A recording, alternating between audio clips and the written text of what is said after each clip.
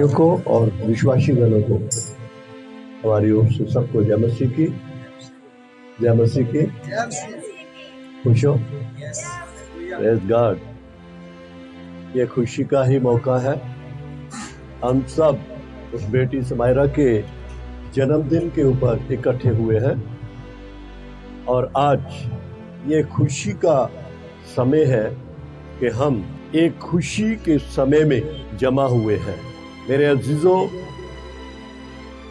Bible इस प्रकार बताती है कि परमेश्वर ने आकाश को, पृथ्वी को, सूरज, चंद्रमा, सितारों को और जमीन के हर एक जर्रे को अपने वचन के द्वारा बनाया है। उसने कहा हो जा तो हो गया। उसने कहा दिन हो जाए तो हो गया। बहुत सी चीजें हम पृथ्वी के ऊपर देखते हैं, ये सारी चीजें उसने अपने वचन के द्वारा बनाई है। पर जब समा आया और उसने मनुष्य को फिर बनाया, जैसे बच्चा मां के पेट में ही होता है तो मां उसके लिए हर एक चीज बनाना शुरू कर देती है। जब वो पैदा होता है तो उसको इधर उधर भागने की जरूरत नहीं होती, ना बच्चे को मांगने की जरूरत होती है। परमेश्वर इसी प्रकार मनुष्य को बनाने से पहले और उसने हर एक वस्तु को तैयार किया। आसमान को भी उसने बनाया, पृथ्वी को भी, दिन को भी, रात को भी, समुंदर की सारी मछलियों को भी, जंगल के सारे दरिंदों को, आकाश के अंदर उड़ने वाले हर एक पक्षी को उसने पहले से बना दिया, ताकि जिस मनुष्य को मैं बनाऊं तो जब वो बन जाए तो सारी चीजों को वो देखे और फिर खुश हो। इसी प्रकार जब उसने पहले मनुष्य को बनाया और बनाने के बाद जब होश में आया, जब उसके नथनों के अंदर परमेश्वर ने सांस फूंक दिया तो वो जीवता प्राणी बन गया। और जीवता प्राणी बनने के बाद उसने आसमान को देखा, जमीन को देखा, सूरज, चंद, सितारों को देखा, समुंदर और समुंदर की सारी मछलियों को देखा, और उसने आकाश के अंदर उड़ने वाले हर एक पक्षी को देखा, जंगल के हर एक दरिंदे को उसने देखा और वो खुश हुआ और कहने लगा, हे परमेश्वर पिता, ये तूने मेरे लिए बनाया? तो उसने कहा, हां, ये सब चीजें मैंने तेरे लिए बनाई है। और फिर आज्ञा दी कि तू समुद्र की मछलियों के ऊपर, आकाश के पक्षियों के ऊपर, जंगल के सारे दरिंदों के ऊपर तू हुकूमत रखेगा। ये तेरे अंडर के अंदर है, जिसको तू बुलाएगा वो तेरे पास आएगा। तो वो बहुत ही खुश हो गया।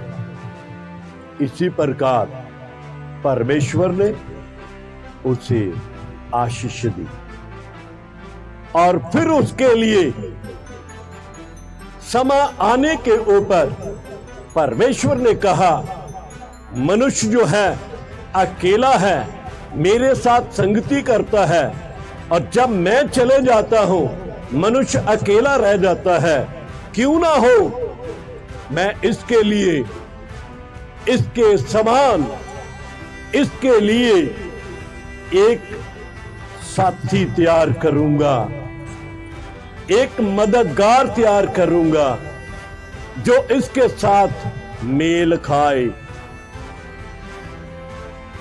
ये परमेश्वर ने खुद ही फिर उस मनुष्य को गहरी नींद देने के बाद उसकी पसलियों के बीच में से एक पसली को निकालकर और उसकी जगह के ऊपर मांस भरने के बाद उसे बनाकर ले आया। और आदम ने देखा मेरी पसलियों के बीच में से पसली मेरे मांस में सा मांस है, इसलिए ये मेरी कहलाएगी। और उन दोनों को फिर परमेश्वर ने आशीष दी और कहा, बढ़ो, फलो, फूलो और पृथ्वी को भार दो, पृथ्वी को भार दो। ये दोनों को फिर आशीष दी है। पहले अधिकार अकेले को था कि तू सारे समुद्र के मछलियों के ऊपर, आकाश के पक्षियों के ऊपर, जंगल के सारे दरिंदों के ऊपर हुकूमत करेगा। और फिर जब हवा को, नारी को उसने बनाया और फिर उन्हें दोनों को आशीष दी। और फिर आशीष के बाद परमेश्वर ने कहा, अब तुम बढ़ो, फूलो, फलो और पृथ्वी को भार दो। आज हम देखते हैं सारे संसार के अंदर एक मनुष्य जिसका नाम परमेश्वर ने आदम रखा था और एक औरत जिसका नाम नारी कहा गया था, और उससे ही सारा संसार पैदा हो गया है और वो जीवतों की माता कहलाई। और फिर बाइबल बताती है कि परमेश्वर ने जो उन्हें आशीष दी उसका प्रमाण ये है कि आज सारे संसार के अंदर चाहे हम किसी भी जाति के साथ संबंध रखें, चाहे हिंदू है, सिख है, ईसाई है, मुसलमान है, मेरे अजीजों, हमारा सबका एक ही पिता है, उसका नाम है आदम। और आदम परमेश्वर ने बनाया था। आदम का परमेश्वर और हमारा परमेश्वर एक परमेश्वर बन गया और उसके द्वारा आज हम परमेश्वर की महिमा करते हैं। और उसके बाद बाइबल बताती है कि परमेश्वर ने जब सारे चीजों को बनाकर आशीष दी, तो आज बाइबल बताती है वो आदमी जिसको अपने हाथ, अपनी शक्ल, अपनी सूरत में बनाया था, वो बिगड़ गया, वो बिगड़ गया। आज भी जो उसकी संतान है, आदम की संतान, परमेश्वर की संतान नहीं बिगड़ती, आदम की संतान बिगड़ती है। और उसने बिगड़ने के बाद अपने जीवन को नाश की तरफ ले गया और परमेश्वर उस मनुष्य को बनाने में बहुत दुखी हुआ। उत्पत्ति 6:5 के अंदर लिखा है, परमेश्वर ने कहा, मैं जिस मनुष्य को बनाया था वो बनाने से दुखी हुआ है। आज परमेश्वर के मानने वाले लोग जब उसके विरोध में चलते हैं तो वो सोचते मैं इस मनुष्य को गुस्सा दिलाया, इसको नाश करने के लिए। नहीं, वो परमेश्वर के विरोध में चलता है। हाँ, मैं सोचता हूं मैं इसके विरोध में हूं। नहीं, वो परमेश्वर के विरोध में पहले होता है, फिर आदमी के विरोध में इंसान होता है। बाइबल बताती है जब ऐसा हुआ मेरे अजीजों, इंसान दूर ही दूर उससे चला गया और उस परमेश्वर ने फिर एक बात कही, और वो क्या है? यिर्मयाह की किताब का 31 चैप्टर है और उसका 3 आयत से मैं शुरू करता हूं। थोड़ा समय लूंगा और थोड़े समय के अंदर ही हम प्रभु के वचन को समाप्त करेंगे। फिर उसमें ऐसा लिखा हुआ है, बाइबल यूं कहती है, 31 का 3 आयत है यिर्मयाह की किताब में, उसमें ऐसा लिखा हुआ है। जिसको मिल जाए मेहरबानी से वो पढ़ दीजिए।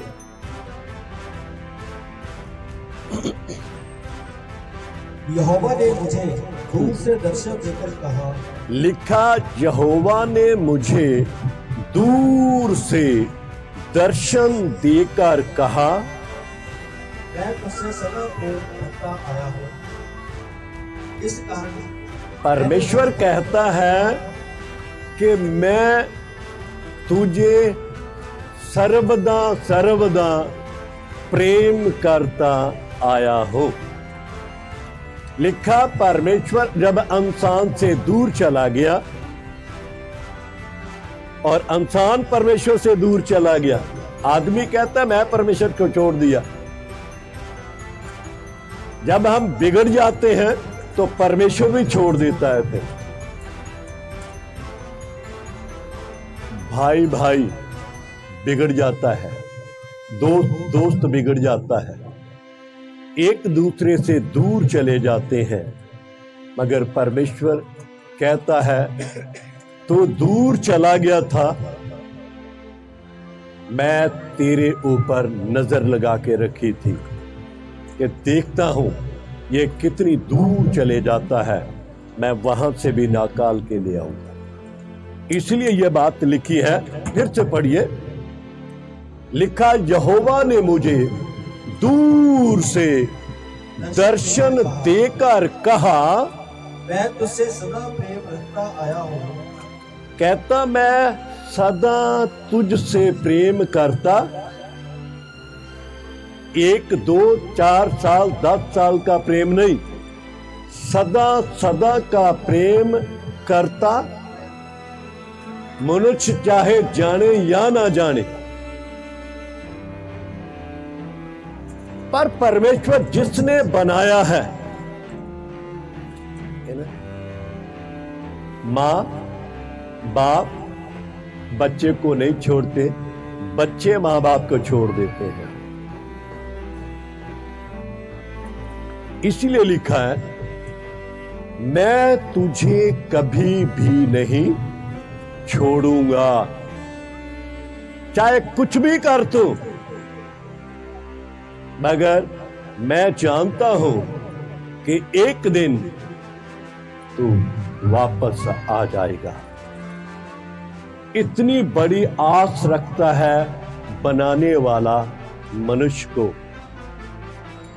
हम तो जल्दी ही आस छोड़ देते हैं, नहीं इसने नहीं अब सुधरना, अब तो गया। परमेश्वर जितना बड़ा परमेश्वर है, जमीन से आसमान ऊंचा है, इतने ऊंचे परमेश्वर के विचार हैं। और जैसे आसमान जमीन, आसमान से जमीन नीचे, इतने नीचे इंसान के विचार हैं। जल्दी ही बहक जाता है, गुमराह हो जाता है, जल्दी ही हिम्मत हार जाता है, जल्दी ही छोड़, बस अब नहीं कुछ भी हो पाएगा। मेरे अजीजों, जिस परमेश्वर ने आप और मुझे बनाया है, वो कभी हिम्मत नहीं छोड़ता। इसीलिए वो कहता है, मनुष्य तेरे विचार मेरे विचार जमीन और आसमान का अंतर है। जितना बड़ा वो है, उतने बड़े उसके विचार भी हैं। इसीलिए लिखा है कि मैं तुझे सदा सदा प्रेम करता, चाहे तू माने या ना माने, यशाया 45 में लिखा हुआ 5वीं आयत के अंदर है, 4 और 5 के अंदर परमेश्वर कहता है इंसान को, मैं ही तेरा परमेश्वर हूं, मैंने ही तुझे मां के पेट से बनाकर निकाला है। तू जाने या ना जाने, मगर मैं तेरी कमर को बांधता आया हूं। वो है परमेश्वर, और उस परमेश्वर ने समायरा को मां के पेट में रखा, और समय से परमेश्वर ने उस बच्ची को जमीन के ऊपर भेज दिया, जो अपने मां बाप के लिए आशीष का कारण बन गई है, जिसके कारण आज हम सब यहां जमा हुए हैं। परमेश्वर उस बेटी को लंबी उम्र दे, जिंदगी दे, तंदुरुस्ती दे, बुद्धि और ज्ञान में बढ़ाए, कद और काठ के अंदर से बढ़ाए, और मां बाप को ऐसी तौफीक दे कि वो प्रभु की शिक्षा दे देकर उस बच्ची को शिक्षा दे, क्योंकि ये प्रभु का हुक्म है। ये प्रभु का हुक्म है।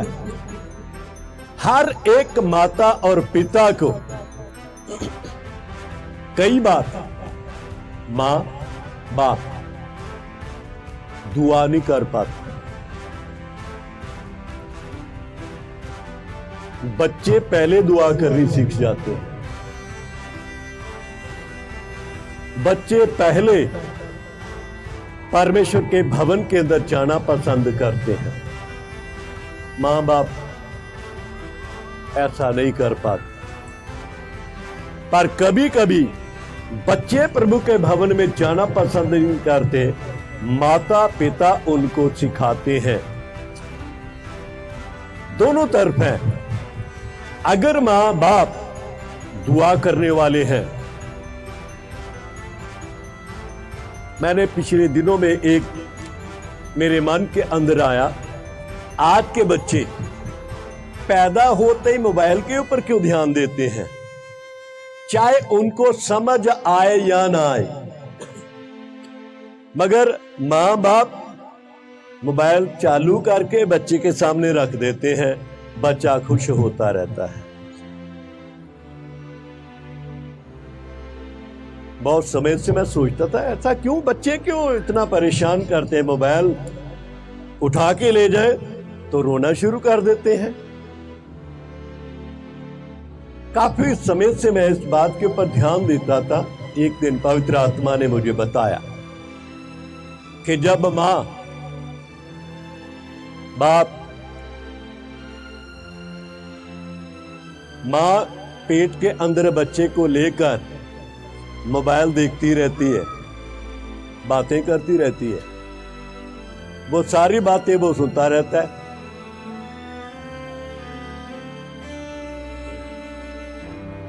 सारी बातें वो सुनता है।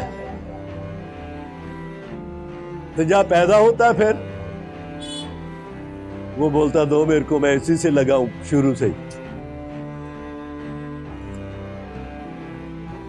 अगर मां बाप दोनों वचन की बात करते रहे तो बच्चा वही सुनेगा। फिर पैदा होने के बाद फिर वही वचन की बातों को ध्यान देगा। आज के युग के अंदर जितने भी बच्चे हैं, माएं ध्यान दें इस बात के ऊपर, वचन कम, मोबाइल ज्यादा। पूरा दिन ही उंगली लगाते रहते, पता नहीं क्या उसमें है। वो सारा बच्चे के ऊपर असर होता है। पहले जमाने में मां एक पोस्टर लगा लेती थी, ये लड़की चाहिए तो लड़की की, ये लड़का चाहिए तो लड़के की, तो हमेशा उसी को देखते थे। मन के अंदर होता था। हम लोग एक बार एक गांव में गए, उस बहन के पास बच्चा नहीं हो रहा था, तो परमेश्वर ने दया की और उसने परमेश्वर से कहा, प्रभु जो बच्चा तू मुझे देगा उसकी आंखें नीली होनी चाहिए और वो गोरा होना चाहिए। और उसने हर एक अंग उसका मांगा प्रभु से कि वो ऐसा होना चाहिए, उसके होंठ ऐसे होने चाहिए, उसकी आंखें ऐसी होनी चाहिए, उसके बाल ऐसे होने चाहिए। हर रोज वो दुआ करती थी और जिस दिन बच्चा पैदा हुआ, जो कुछ उसने मांगा था वैसा ही परमेश्वर ने उसे दिया।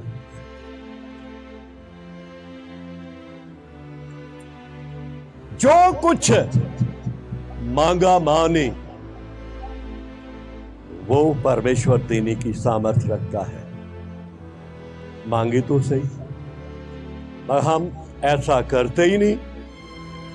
मां के पेट के अंदर बच्चा, कभी किसी को बात कर, कभी किसी से बात कर, कभी किसी से बात कर, वचन की तो बात ही नहीं।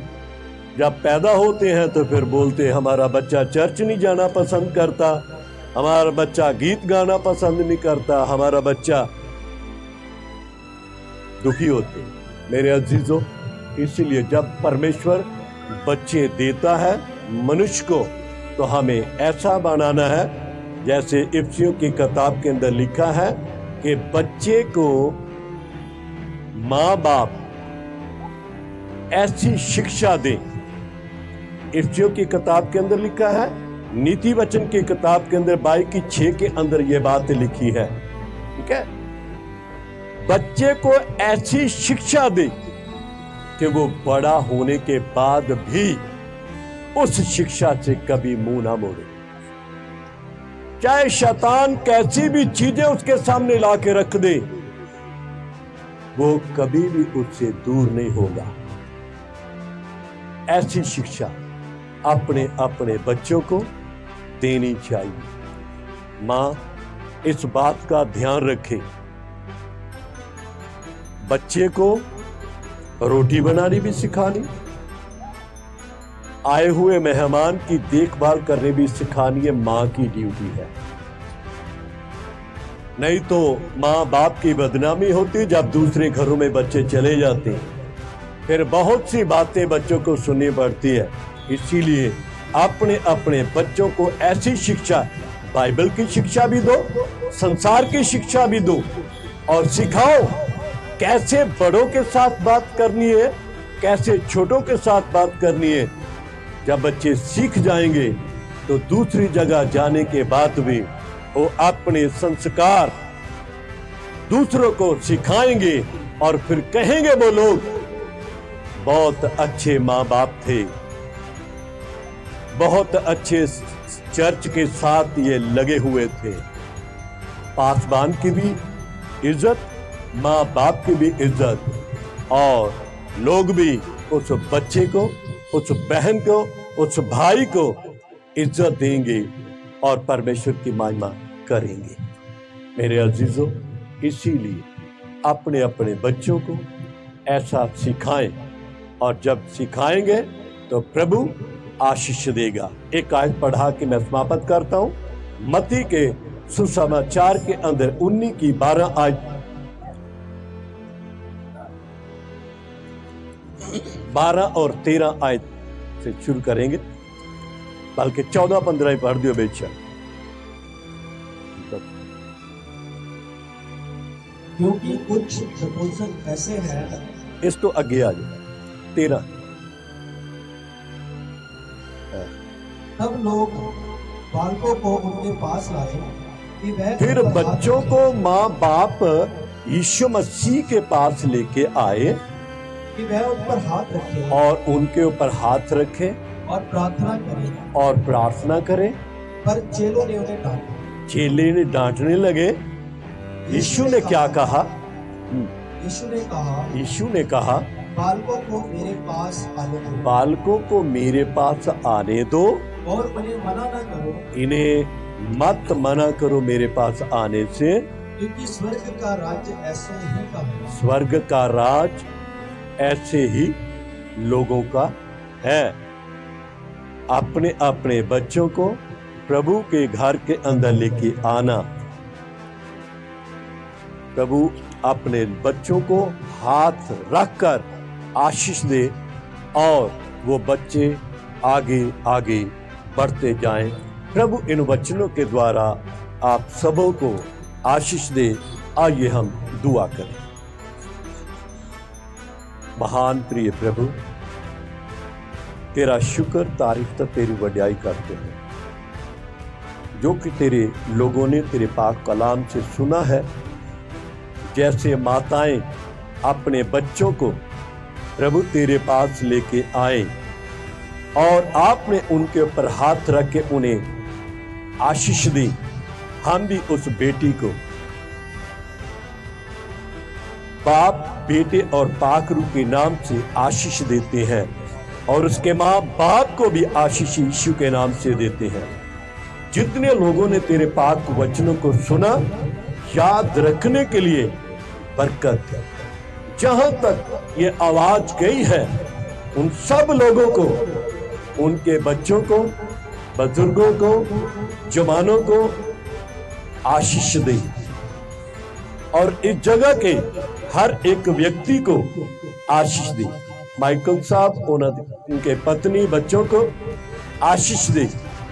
आए हुए सब दास और दासियों को बरकत दे मेरे खुदावंद, ताकि वो लोग और ज्यादा तेरी महिमा करते जाएं। तेरा धन्यवाद हो इस दुआ को सुनने के लिए। प्रभु यीशु के नाम से मांगते हैं, आमीन।